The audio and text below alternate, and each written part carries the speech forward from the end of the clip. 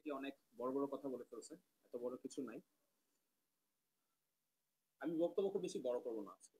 যেহেতু মাগরিবের নামাজের পরে আমরা কাজের কথা চলে আসি। আমাদের আজকের টপিকটা হচ্ছে, যেটা আমি আর মাহমুদুল অনেক চিন্তা ভাবনার পরে ঠিক করলাম, যে রাজনীতি আর প্রযুক্তি আর উদ্যোক্তা সংস্কৃতি এই তিনটা জিনিস কিভাবে এক জায়গায় আনা যায়। তো আমাদের মধ্যে অনেক কথাবার্তার মধ্যে আমরা এই জায়গায় এসে দাঁড়াই। কিন্তু শুধুমাত্র এই জায়গাটা আমাদের কথা বলার জায়গা না। আমাদের কথা বলার জায়গাটা হচ্ছে রাজনীতি আর অর্থনৈতিক সম্পর্ক সম্পর্ক থেকে আমি শুরু করব। এরপর আমি আসবো এখানে প্রযুক্তির যে সংস্কৃতিটা, প্রযুক্তি উদ্যোক্তা সংস্কৃতির যে জায়গাটা, সেটা এখানে কেন রেলেভেন্ট। দেখেন, আমাদের আমি জানি অনেকে প্রশ্ন করলে অনেক কিছুই বলবে, কিন্তু আওয়ামী লীগের যে এত বছর ধরে, 15 বছর ধরে তারা বসেছিল ক্ষমতায়, তার কারণটা কি? মানে তারা আসলে কি চাইছে? তারা কি হচ্ছে গিয়ে তাদের একটা কোর একটা আইডিওলজি ছিল যে 15 বছর ধরে তারা স্বাধীনতা টিকায় রাখবে, তার স্বাধীনতার সপক্ষের শক্তি, এটা টিকায় রাখার জন্য তারা 15 বছর ধরে আছে? এটা কি আসল রিজন? আমার কাছে মনে হয় আসল রিজন ছিল সবসময় এইটা, যে বাংলাদেশে তারা শুষে খাওয়ার চেষ্টা করছে এই 15 বছর ধরে। তাদের যে ইকোনমিক যেই তাদের যে অপারেশনটা, এই অপারেশনটা চালানোর জন্যই বাকি সবকিছু। আপনার ক্ষমতায় থাকার জন্য, আপনি কেন ক্ষমতায় থাকতে চান? আপনি টাকা হইতে চান।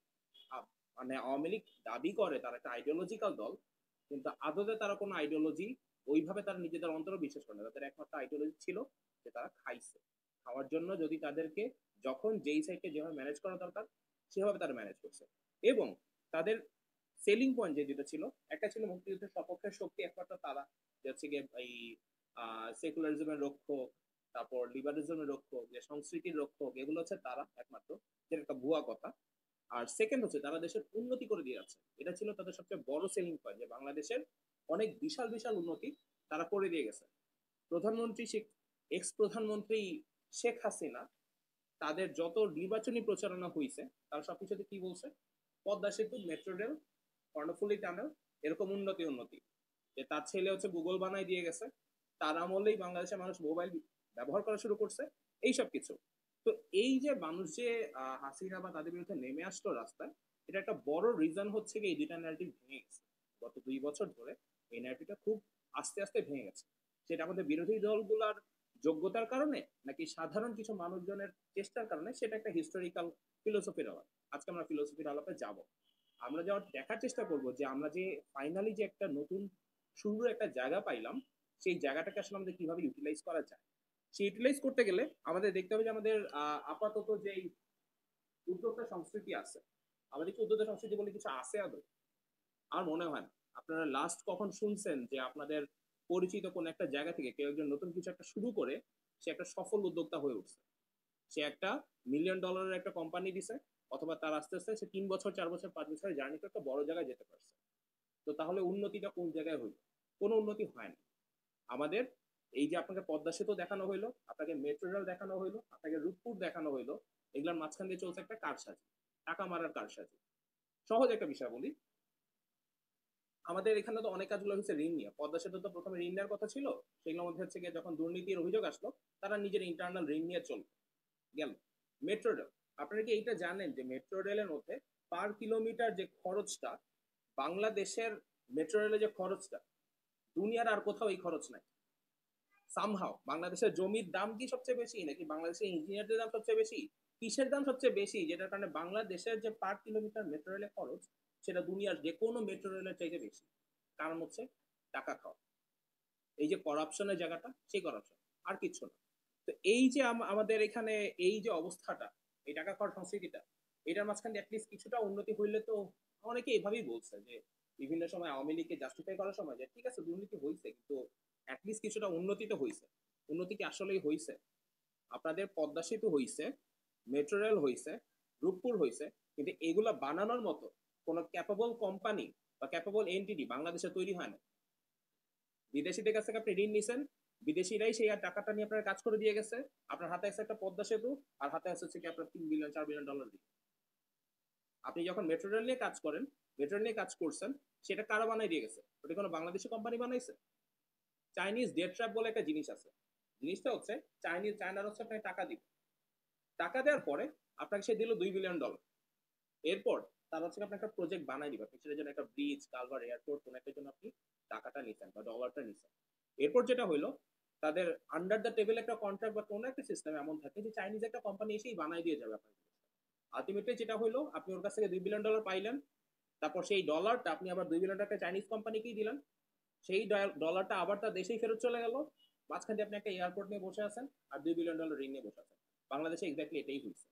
আমাদের যে উদ্যোক্তা সংস্কৃতি বলেন বা আমাদের ইন্ডাস্ট্রি তৈরি হওয়া বলেন, ইন্ডাস্ট্রি তৈরি হয় না। তাহলে ইন্ডাস্ট্রি বলতে আমাদের কি আছে যেগুলো আমাদেরকে লং টার্মে সাপোর্ট দিতে পারবে? সেটা বলতে হচ্ছে গিয়ে গার্মেন্টস ফ্যাক্টরি। সেই 70-এর দশক থেকে আমাদের যেই দারিদ্র সীমার নিচে থাকা যে মানুষজন তাদেরকে এক্সপ্লয়েট করে যে চলা গার্মেন্টস ফ্যাক্টরি, অনেকটা চা শ্রমিকদের এক্সপ্লয়েট করে চলা ফ্যাক্টরির মতোই garments factory. So garments factory আমাদেরকে কত বছর সাপোর্ট দিতে পারে বলে আপনাদের ধারণা? আমি একটু শুনি, তার কোনো আইডিয়া আছে কিনা, কি মনে হয়? 15 বছর?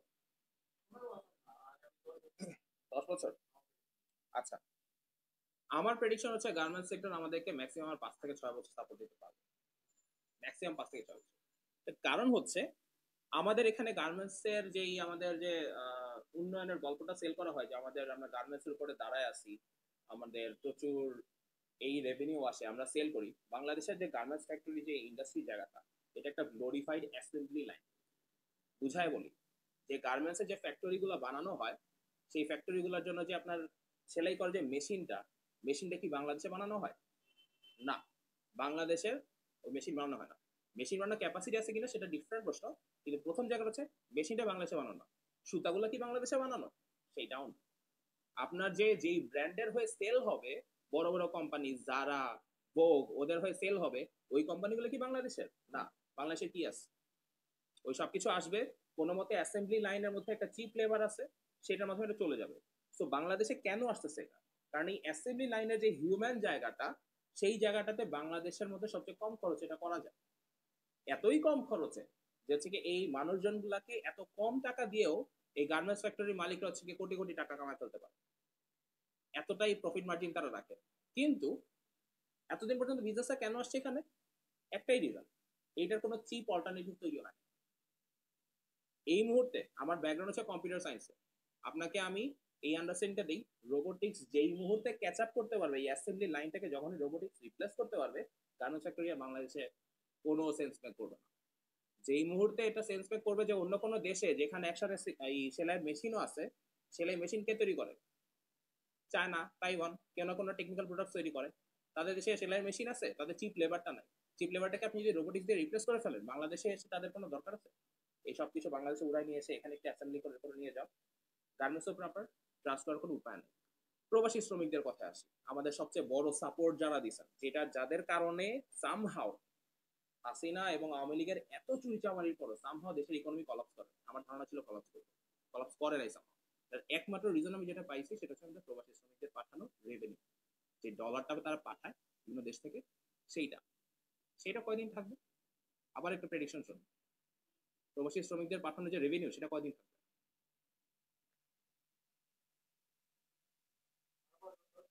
5 বছর?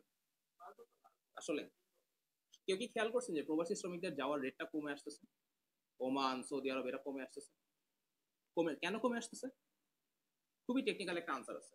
আমরা যে প্রবাসী যে শ্রমিকদেরকে পাঠাই তারা খুবই লো লেভেল কাজে যায়, অর্থাৎ আপনার ছোট ছোট কনস্ট্রাকশনের কাজ, ছোট এই কাজ সেই কাজ, লো লেভেল কাজগুলো যেগুলো আপনার স্কিল দরকার নেই, কোনো মতে একটা হিউম্যান লেবার দিলেই হয়ে যায়।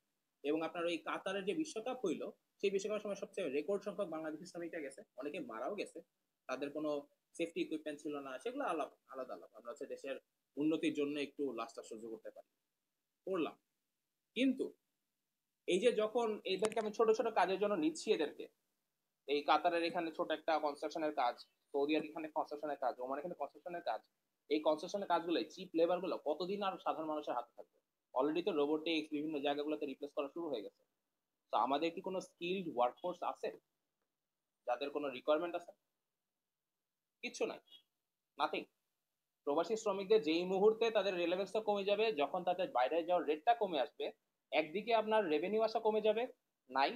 দুই হচ্ছে আপনি এতদিন যাদেরকে বেকার সমস্যার সমাধান করার জন্য যাদেরকে বাইরে পাঠাচ্ছিলেন, আপনি তাদেরকেও পাঠাতে পারবেন না। আপনার যে বেকার সমস্যা সেটা আরো বাড়বে, এটা শক্ত হবে, এটার কোনো ইয়া নাই। এখন আমরা প্রযুক্তির মেইন টপিকে আসি, যে এটার সলিউশনটা কেন প্রযুক্তি হতে পারে। বাংলাদেশের সবচেয়ে বড় প্রশ্ন যদি অর্থনীতি হয়, ওই প্রশ্নের সবচেয়ে বড় উত্তর হইতে পারে প্রযুক্তি, এবং প্রযুক্তি খাতের যে আমাদের উদ্ভাবন সেটা। বা দেখেন বাংলাদেশ হচ্ছে প্রত্যেকটা সময়ে তারা হচ্ছে বিভিন্ন পিক পয়েন্টে তারা একটা কার্ভ মিস করে গেছে। যখন হচ্ছে আমেরিকা সিলিকন ভ্যালি বানাইছে, যখন তাইওয়ানে হচ্ছে সেমিকন্ডাক্টর ইন্ডাস্ট্রি গেছে, যখন চায়না হচ্ছে বিভিন্ন টেক প্রোডাক্টের এই জিনিসগুলোর কোম্পানিগুলো তাদের হাতে, হুয়াওয়েই বলেন, এই কোম্পানিগুলো কোথায়? বাংলাদেশে তো একটা কোম্পানিও না।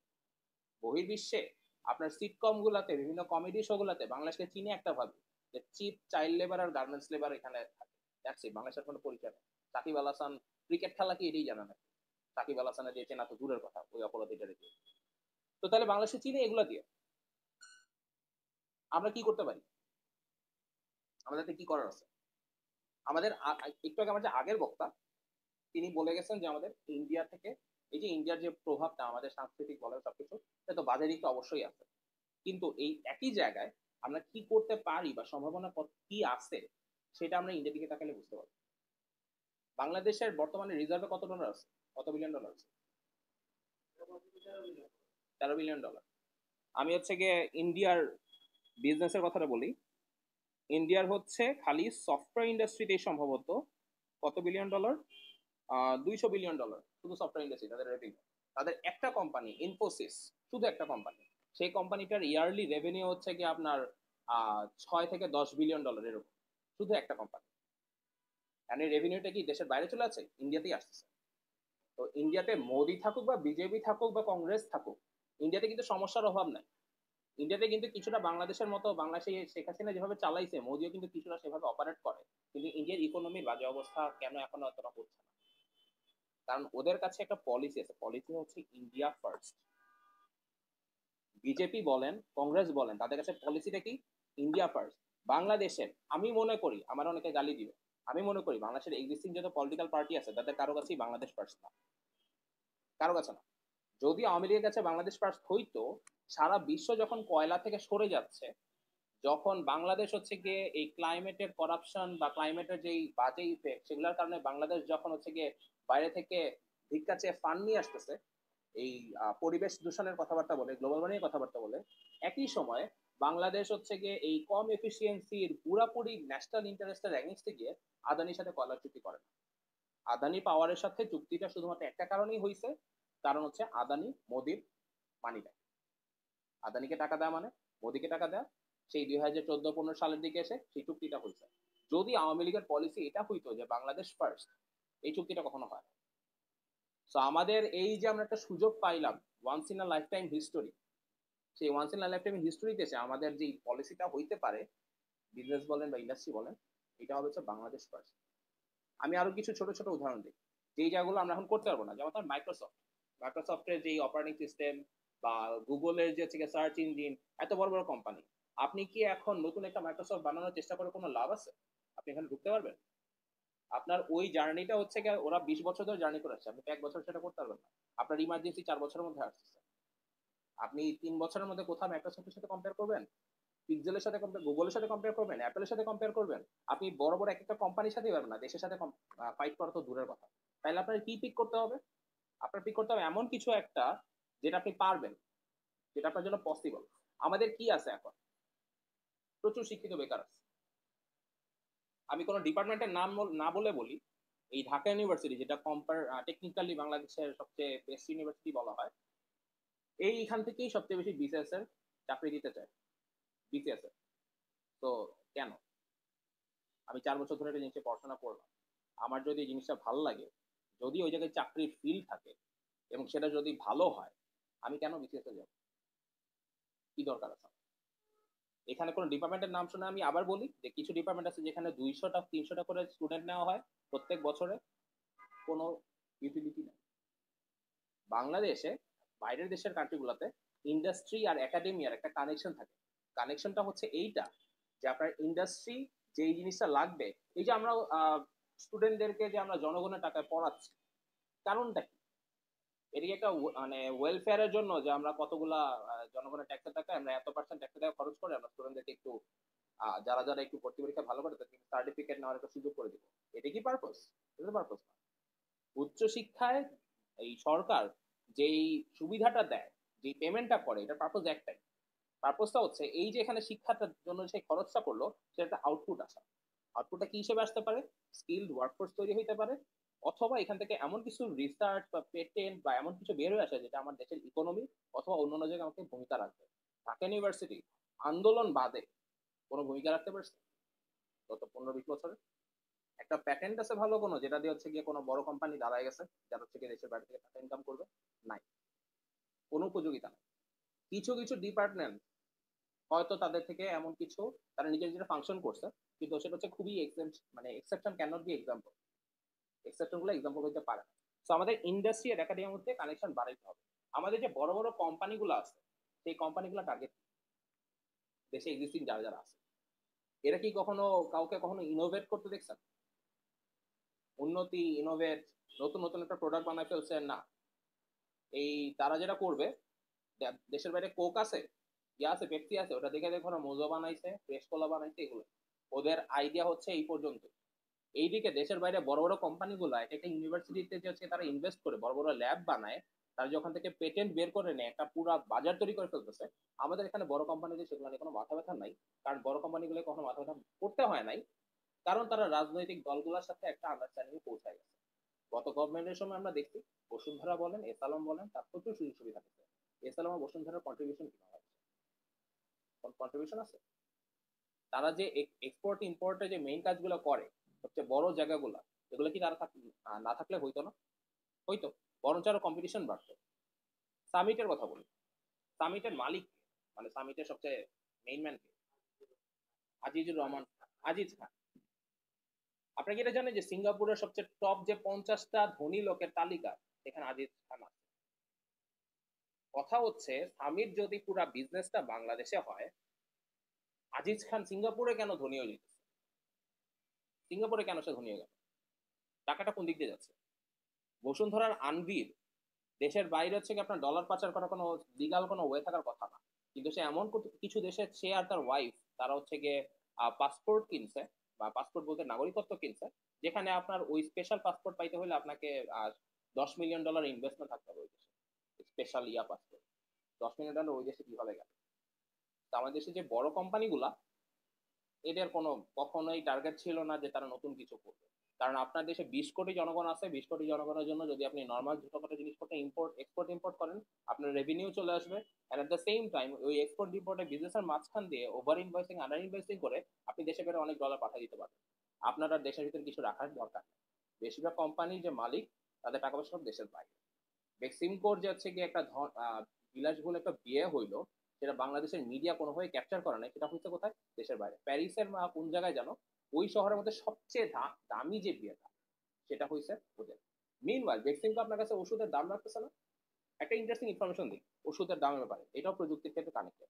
সেটা হচ্ছে আওয়ামী লীগ যেটা করছে, আওয়ামী লীগের উন্নয়নের বয়ানের জন্য তাদের একটা জিনিস খুবই দরকারি ছিল, সেটা হচ্ছে দেখানো বাংলাদেশ অনেক উন্নতি হচ্ছে, তারা অনেক অনেক জিডিপি দেখাবে, অনেক অনেক উন্নতি দেখাবে, এটা দিয়ে তার জাস্টিফাই করবে আমাদের উন্নতি হচ্ছে, এবং সেই উন্নতি দেখানোর একটা পার্ট হিসেবে তারা এইটাও অলমোস্ট করে ফেলছিল যে আমরা লিস্ট ডেভেলপিং কান্ট্রি এলডিসি থেকে আমরা প্রমোশন পাবো।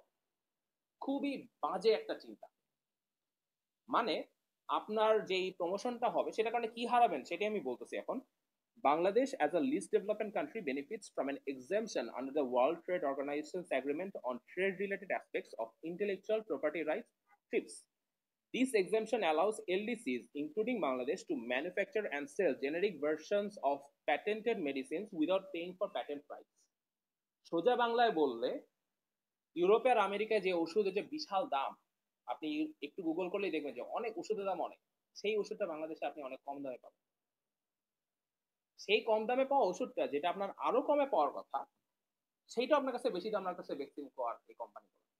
বেসিক্যালি যেটা হয় আপনার ওষুধের কোম্পানি ক্ষেত্রে, আমি একটু টপিক থেকে দূরে চলে যাচ্ছি, ওষুধের কোম্পানিগুলো যখন একটা ওষুধ ডেভেলপ করে, তার কাছে আপনার কাছে যদি সে 10 টাকা নেয়, বাইরের দেশে, বাংলাদেশে না, বাইরের দেশে যদি একটা ওষুধের কোম্পানি অবস্থা 10 টাকা নেয়, এবং সেটা যদি তাদের ডেভেলপ করে ওষুধই হয়, সেটার মধ্যে 8 টাকাটা সে আসলে নিচ্ছে এই জন্য যে সে আসলে এতদিন ধরে অনেক ডলার অনেক টাকা ইনভেস্ট করছে এটা ডেভেলপ করতে।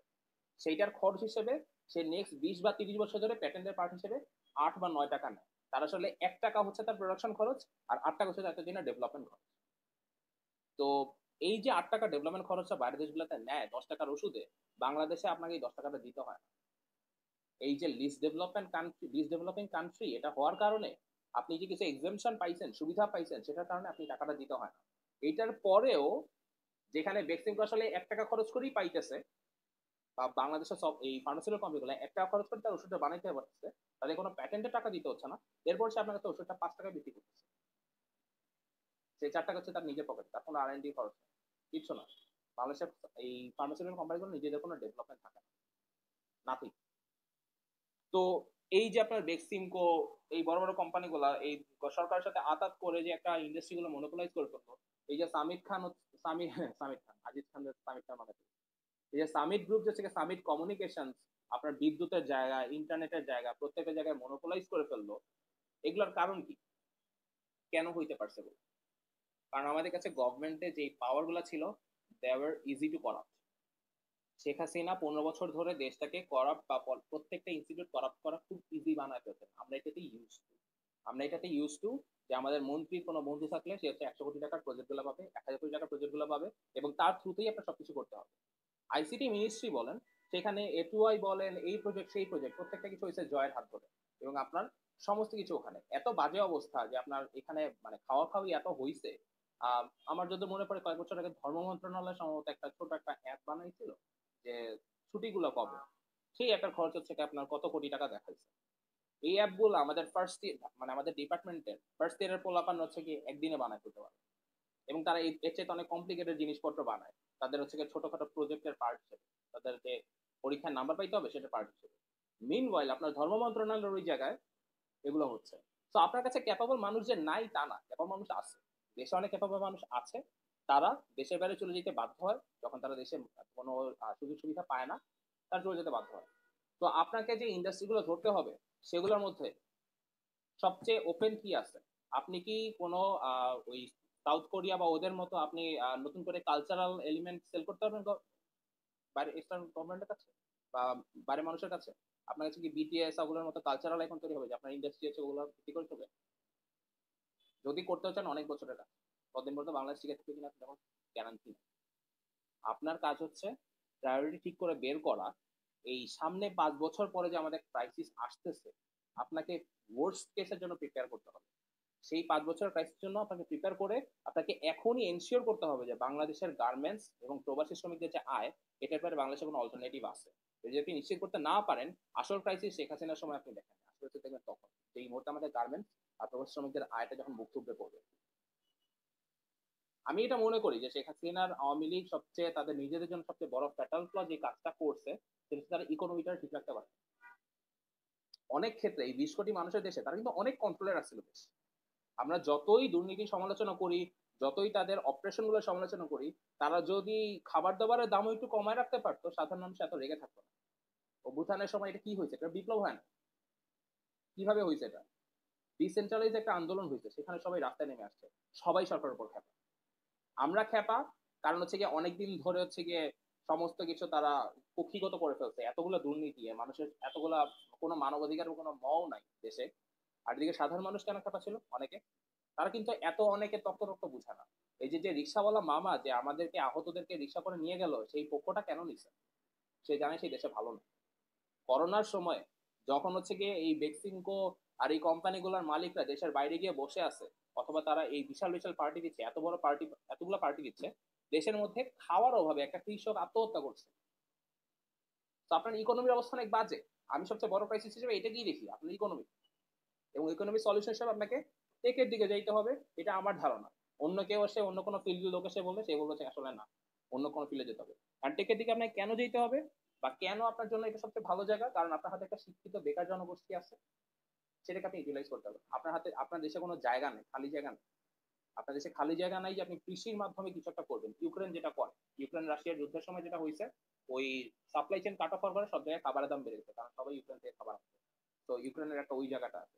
আমেরিকার কি করে, অন্যান্য দেশগুলো কি করে, তাদের তো একটা পাওয়ার জায়গা আছে, যাচ্ছে গিয়ে আমার এটার উপর আমার ইকোনমি দাঁড়ায় আছে। বাংলাদেশে এটা সবচেয়ে ফ্র্যাজাইল দুইটা জায়গা, গার্মেন্টস আর হচ্ছে এটা। সো আমাদের ডেভেলপমেন্টের যে পলিসি ঠিক করতে হবে। আওয়ামী লীগ উন্নয়নের বয়ান জাস্টিফাই করার জন্য যে কাজগুলো করছে সেগুলো করা যাবে না। আর হচ্ছে গিয়ে আমাদের এই যে সেক্টর গুলো লিড দিতে হবে, এই নতুন নতুন আমরা চাই যে ইন্ডাস্ট্রি তৈরি করা হোক, অনেক অনেক জায়গা আছে। আপনার এই যে ছোটখাটো কি বলি, এই যে একটা মাইকটা আমার সামনে সময় টিভির একটা মাইক আছে, ছোট ছোট জিনিস, এটা কোথায় তৈরি হয়েছে? প্রবলি দেশের বাইরে। এই যেখানে ফোনের যে একটা স্ট্যান্ডটা, বাংলাদেশে কোন হচ্ছে ট্রাইপডের স্ট্যান্ডের কোম্পানি দেখছেন? সবই হচ্ছে ডিজিকম, এই চাইনিজ কোন একটা কোম্পানি। অথচ আমি আপনার লিখে দিতে পারি ছোট ছোট জিনিসগুলো, একটা এসি, একটা রিমোট, একটা ছোট এখানে লাইটের সুইচ, একটা স্মার্ট লাইটের সুইচ, একটা হচ্ছে আপনার লিফটের যে জিনিসপত্র, প্রত্যেকটা জিনিস বাংলাদেশ বানাইতে ক্যাপাবল লোক আছে। গভর্নমেন্টকে শুধুমাত্র এই লোকগুলাকে কিছু সুবিধা করে দিতে হবে। এবং এরা যে এতদিন ধরে চায় নাই, করতে চায় নাই ইন্ডাস্ট্রিগুলো তৈরি করতে, সেটাও না, কিন্তু এরা করার সুযোগ পায় নাই কারণ গভর্নমেন্টের সাথে আতাত করে ওই বড় কোম্পানিগুলো লাভ কোন জায়গায়? যদি ছোট ছোট কোম্পানি দাঁড়ায় গিয়ে তাদের কম্পিটিশন বাড়ায় দেয়, বড় কোম্পানিগুলো লস না। এই কারণে তারা যেটা করছে, গভর্নমেন্টের সাথে আতাত করে এমন এমন পলিসি ঠিক করে রাখছে যেটার মাধ্যমে নতুন কোনো উদ্যোক্তা দাঁড়াইতেই পারবে না।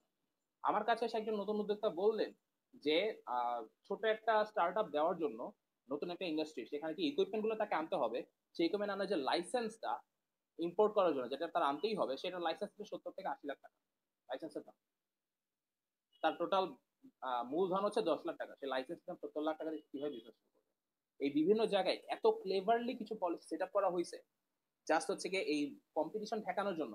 আপনাদের কোনো ধারণা নেই।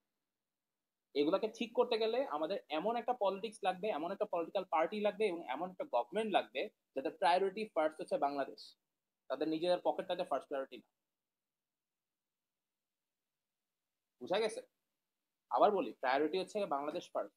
আমি জানি যে একদিনে কিছু ঠিক হবে না, কিন্তু আপনার এই মেইন প্রায়োরিটি থাকতে হবে। আপনার যে নতুন নতুন আপনি ডেভেলপমেন্ট সেক্টরে এটা করতে চান, ওইটা করতে চান, আপনি একটা সেমিকন্ডাক্টর থেকে মাইক্রোপ্রসেসর ইন্ডাস্ট্রি নিয়ে যেতে চান, আপনি ফ্রিল্যান্সার বানাতে চান দেশে, আপনার যদি প্রায়োরিটি বাংলাদেশ ফার্স্ট না থাকে, আপনি ফ্রিল্যান্সার ঠিক করার নামে আপনি গভর্নমেন্টের যত সব কোটি টাকা খরচ করবেন, সবটা আবার জলে যাবে। আওয়ামী লীগের সময় ওই IT professional training, freelancer training এগুলো কম হয়, সেগুলো দেখায় দেখায় জাস্টিফাই করে প্রচুর টাকা গেছে। নতুন নতুন যত আইডিয়া দেখবেন যে বাংলাদেশে এখানে নতুন নতুন প্রযুক্তির জন্য এই উদ্যোগটা তৈরি করা সম্ভব, প্রত্যেকটা আওয়ামী লীগের আমলে কেউ না কেউ কাজ করে নেই, কিন্তু আইডিয়াটা দেখায় টাকা নিয়ে গেছে। সেটা যাতে আবার রিপিট না হয়, সেটা আপনার নিশ্চিত করতে হলে আপনার কি লাগবে? এমন কিছু মানুষকে আপনার ওখানে বসে রাখতে হবে যাদের কাছে আপনি এটা করাই নিতে পারবেন।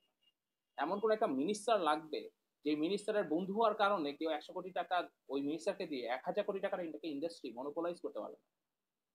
আমরা যে ইন্টারনেটের এত দাম দেই, কেউ কি ভেবে দেখছেন আমরা ইন্টারনেট কোম্পানিগুলো কেনার কথা, মানে ব্রডব্যান্ডে যে আসে, এসব পয়সার দামে কি? মাসে ইন্টারনেট কতটা খরচ করেন আপনারা? একটা ভালো প্যাকেজ কিনতে যে 30 দিন ধরেই থাকবে, সেটার দাম আপনারা কত দেন? 200, 300, আরো বেশি। এর কারণটা কি? কারণটা হচ্ছে এখানে 4-5 লেয়ারের খাওয়ার জায়গা তো রাখা। এই যে আপনার ওই কুমিল্লা থেকে বা কোনো একটা জায়গা থেকে যখন আপনার শাকসবজি আসে, আমরা দেখি না যে শাকসবজি ওইখানে হচ্ছে 5 টাকা দাম, আর ঢাকায় সেটা হয়ে গেছে 70 টাকা। ইন্টারনেটের ক্ষেত্রে একই কথা চলে। গভর্নমেন্টের কিছু খাওয়ার জায়গা আছে, এবং তার চাইতে বেশি কমার্শিয়াল কিছু জায়গায় খাওয়ার জায়গা আছে, কিছু মিডলম্যান দাঁড় করা রাখা হয়েছে।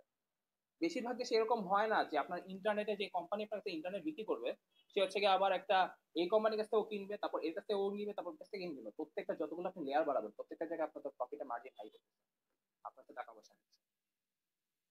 বাংলা লিঙ্কের যে আপনার কাছে এত টাকা ইন্টারনেট যে বেচতেছে, জাস্টিফিকেশন দেখে আপনি ওদের হেড অফিসে জানাই, হেড অফিসে যান, হেড অফিসে গিয়ে ওদের অফিসে ঘুরে দেখেন, দেখবেন যে এত পশ অফিস দেখবেন না আর কোথাও। তাদের সিইওদের বছরে কত হাজার হাজার ডলার দেওয়া হয় আমি শিওর না। তাদের কস্ট জাস্টিফাই করার অপশন অনেক আছে। এই যে আপনার আপনি ছোট একটা, ওইটা আমি টেকনিক্যাল ব্যাপার, কিন্তু ছোট একটা টেকনিক্যাল পার্ট বলি। আপনি গ্রামীণ ফোন, বাংলালিংক বা রবি বা আমাদের যে 4-5টা যে মেজর টেলিকম অপারেটর আছে, তারা কার কাছ থেকে ইন্টারনেট কিনে, ব্যাক এন্ড এটা দেখার সুযোগ আছে। সেইখান থেকে যারা তাদের কাছে ইন্টারনেট কিনে, যে ইন্টারনেট কিনে আপনাদেরকে দেয়, সেই ইন্টারনেট হচ্ছে টোটাল 5টা কোম্পানি হাতে আছে। তার মধ্যে একটা হচ্ছে সাবি, সবচেয়ে বড় শেয়ার হোল্ডার, আরেকটা হচ্ছে ফাইবার অ্যাট হোম, এরকম 3-4টা আছে। মজার ব্যাপার হচ্ছে এগুলোর মধ্যে অন্তত একটা বা দুইটা কোম্পানি আওয়ামী লীগ ক্ষমতা আসার পরে নতুন করে তৈরি হয়েছে। ওই সময় মাত্র নতুন তৈরি হয়েছে, তারা নতুন তৈরি হয়েছে এই প্রজেক্ট গুলোকে মাথায় রেখে, তারপর তারা সমস্ত প্রজেক্ট তারাই পাইছে।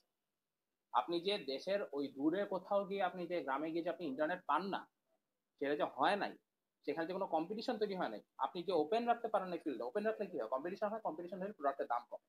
সেটা যে হয় নাই, সেটা কারণ হচ্ছে গিয়ে এই পলিসির জায়গাটা, আমাদের গভর্নমেন্টের জায়গা থেকে কখনো নিশ্চিত করার চেষ্টা করে না যাতে মানুষ ভালো থাকে। আপনাদের এই যে আমাদের প্রযুক্তির উদ্যোক্তা সংস্কৃতির রূপান্তর, এর সবচেয়ে বড় কানেকশন হচ্ছে রাজনীতি। আমাদের যে রাজনৈতিক দলগুলো তাদের ভিশন হচ্ছে গিয়ে 20 বছর আগে এবং 2 বছর সামনে, তারা 10 বছরের বেশি সামনে তাকাইতে পারে না। আমরা প্রত্যেকটা কার্ভ মিস করছি।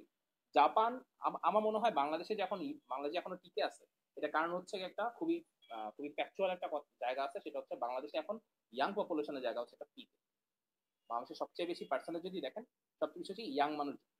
এই মানুষজনের কোনো না কোনো ভাবে তারা গায়ের গতরে খেটে খুটে যে টাকা পয়সা ইনকাম করে, প্রবাসের দেশের বাইরে যায়, যাই করে, এগুলো করে তাদের এই ইকোনমিক আউটপুটে কোনো না কোনো ভাবে দেশ টিকে গেছে। আওয়ামী লীগ এত খাইছে, একটা ভূমি মন্ত্রী যে 7,000 8,000 কোটি টাকা সে থেকে দেশের বাইরে নিয়ে গেছে, এরপরে আমাদের দেশ টিকে আছে।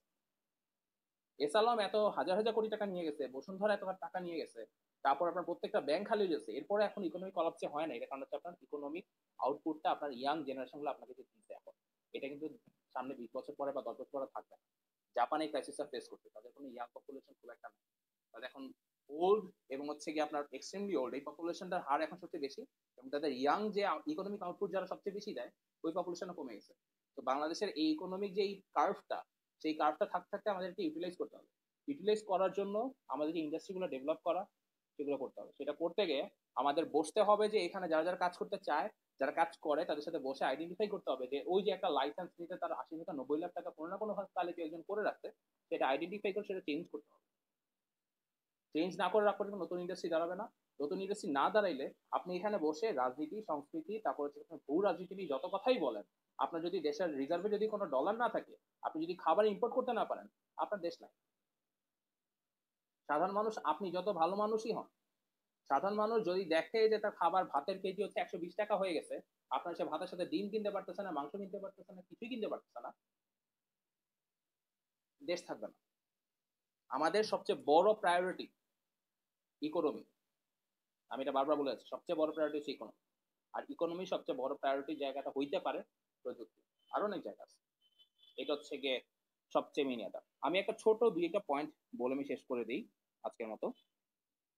সেটা হচ্ছে এইটা, আমাদের যে পলিসিগত জায়গায় আমাদের এমন কিছু পলিসি দিতে হবে যেটা আমাদের দেশে ইন্ডাস্ট্রিগুলোকে তৈরি হওয়াটা সাপোর্ট করে। আমাদের যে পাসপোর্ট তৈরি করা, পাসপোর্টের প্রজেক্ট দিয়ে দেওয়া হয়েছে মিলিয়ন মিলিয়ন ডলার দিয়ে বাইরের দেশে একটা কোম্পানিকে। বাংলাদেশের গভর্নমেন্টের যত যত বড় বড় প্রজেক্ট গুলো, এগুলো ইউজুয়ালি কখনো দেখবেন দেশের কোনো কোম্পানিকে দেওয়া হয়।